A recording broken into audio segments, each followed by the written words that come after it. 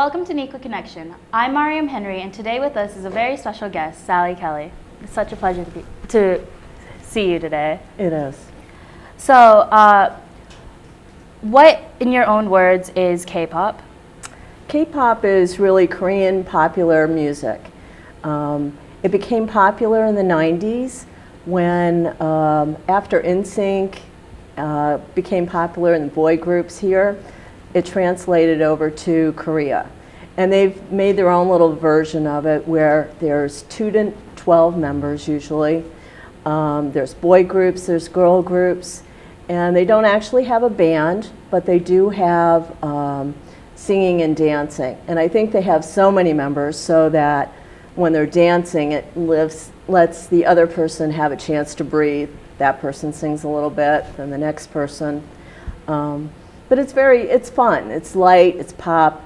They're not really into rock as much as they are into pop.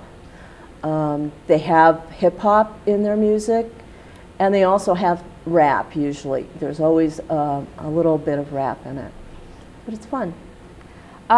So idol singers are, as you said, they're usually an act.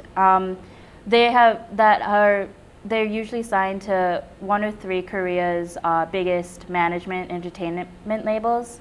That being said, do you keep up with any of their music? I do. Usually the boys and the girls are trained from age like 10 to 12. They are in this management company, talent agency, and they are trained in dancing, etiquette, singing. They learn how to play instruments and how to handle themselves in interviews. Mm-hmm. There's a lot of variety shows they go on. We don't have so much of that here, but they have them do really silly, outrageous things where they have like a cookie and it'll be between 2 people and you have to eat it and meet in the middle without kissing. And then you see how big a piece of cookie is left. Really silly things. Mm-hmm. But there's a lot of variety shows that include the Korean idols. They work really hard. K-pop idols are on music shows that we really don't have here that I've seen. And every week there's like maybe 10 different music shows. And during that time, they have their songs that come out, and they compete against each other. And so their fans go to see that. Right. And they win awards. It's like winning the #1 song for the week in that particular music show. And so would you say that it compares to like an American Idol or an X Factor? No, these are professional. These idols have been trained. I mean, they put in enormous amounts of hours working. In Korea, they're really not into concerts like we are here. Right. They're more into buying the music and maybe going to the music shows. So most of the idols, if they want to do concerts, they go to Japan. Japan loves concerts. And the K-pop idols are really international. It's amazing since I've got into them from Right. Korean dramas that, and they also act. A lot of the idols are acting. And that's how I found out actually about K-pop through Korean dramas. Right. For those in the audience who don't know, what would you say? Could you explain what a fandom is and how you got to start with Korean dramas in the first place? I started with Korean dramas through the public television channel. They had on a Korean drama once, and I had nothing else to do, and it was subtitled, and it looked interesting. Right. And from there, I got into Hulu. Hulu actually has a special genre for Korean dramas. They have an international one, but they also have one just for Korean dramas. And from the actors in there, I kind of started following them and realizing that some of those were singers. And from there, I got into, I'm not actually a fan, but I am on Threads. Right. And,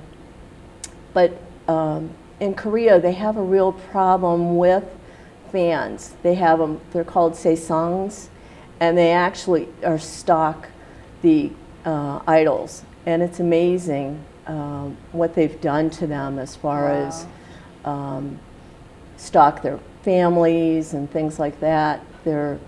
And so Korea has started to rebel against the fandoms that put out false rumors about the idols.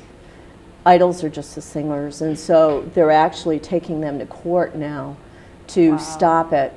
I'm sure in the U.S. we can never do that, but in Korea they are.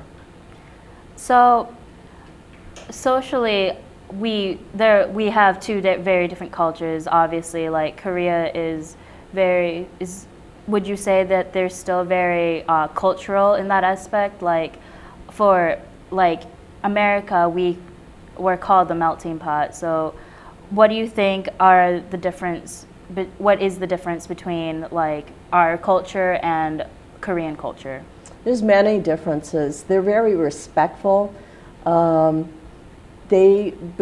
the 1300s and 1800s, they were more a Confucianism society, so they respect their elders. Their language, you need to speak according to the elder. And let's say you were a K-pop idol, and I was just coming up as a K-pop idol. You would be my senior even though I was older than you.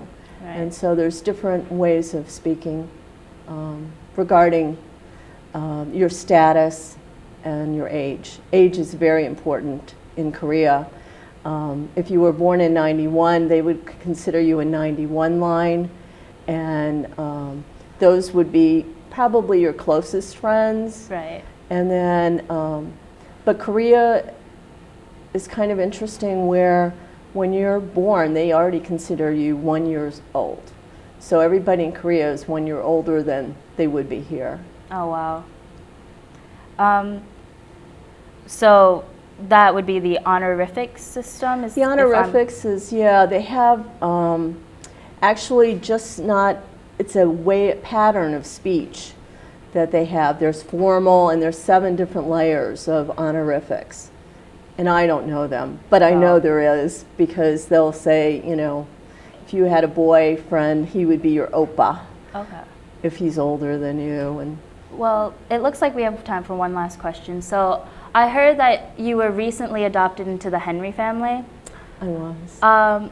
So could you explain to me, like, to the audience, how that was, like, what your experience was with being adopted? It was a great experience. A friend of mine who I've known for 25 years, we worked at Alamo Rent-A-Car, and I became close with her family. She married, had kids, and one Christmas they surprised me, since my family has since passed on, and they adopted me. So now I'm an honorary member of the Henry family, which I'm so proud of. All right. Well, that seems lovely. Thank you. Do you think that there's a difference, like, with being adopted, like, how you're treated? Like, no, I think, you know, friends become family, and it doesn't matter if you're adopted or not. All right. That's so sweet to hear. And thank you so much for joining us today on Equal Connection. Thank you, Mary.